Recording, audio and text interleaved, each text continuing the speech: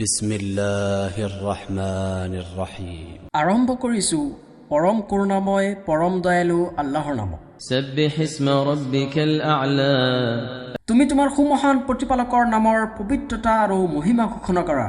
الذي خلق فسوى والذي قدر فهدى والذي أخرج المرعى যিজনে সৃষ্টি কৰিছে তাৰ পিছত সুঠাম কৰিছে, যিজনে ভাগ্য নিৰ্ধাৰণ কৰিছে তাৰ পিছত সৎপথ প্ৰদৰ্শন কৰিছে, যিজনে ঘাঁহ বন তৃণলতা উৎপন্ন কৰিছে فجعله غثاء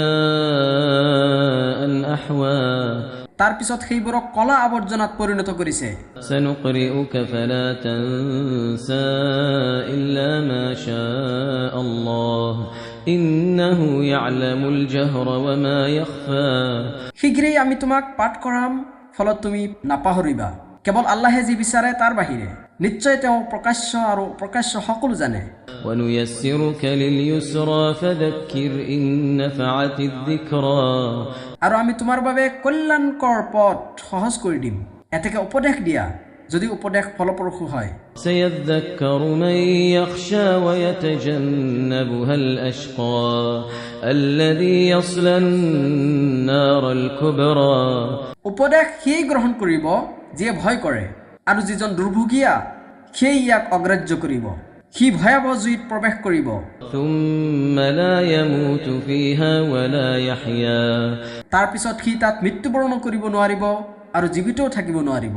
قد أفلح من تزكى وذكر اسم ربه فصلى নিশ্চয় সেই সফলতা লাভ কৰে যিয়ে আত্মশুদ্ধি কৰে, লগতে তাৰ প্ৰতিপালকৰ নাম স্মৰণ কৰে আৰু সালাত আদায় কৰে। بل تؤثرون الحياة الدنيا والآخرة خير وأبقى কিন্তু তোমালোকে পৃথিৱীৰ জীৱনকহে প্ৰাধান্য দিছা, অথচ আখিৰাত হৈছে সৰ্বোত্তম আৰু স্থায়ী। إن هذا لفي الصحف الأولى صحف إبراهيم وموسى নিশ্চয় ইয়াৰ বৰ্ণনা আছে পূৰ্বৱৰ্তী সহিফাসমূহত, ইব্ৰাহিম আৰু মুছাৰ সহিফাসমূহত।